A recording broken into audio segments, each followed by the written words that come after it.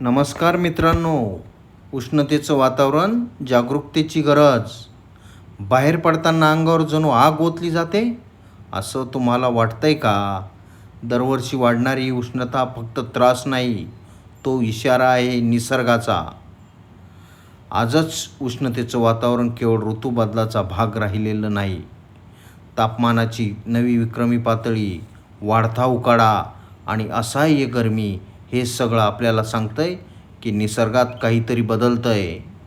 रस्त्यावर काम करणारे मजूर, शेतात काम करणारे शेतकरी आणि शाळेत जाणारी लहान मुलं, शाळेला जरी सुट्ट्या असल्या तरी ट्युशनला जाणारी लहान मुलं, या सर्वावर या उष्णतेचा थेट परिणाम होतोय.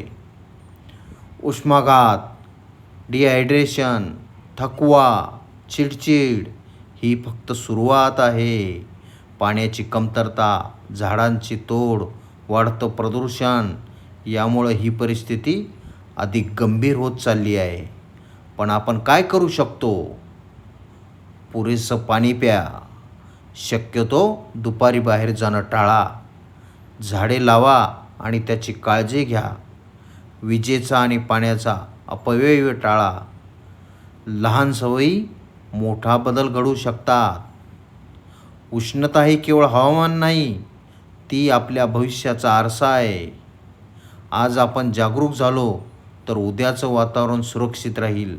निसर्ग जपा, कारण तोच आपला श्वास आहे.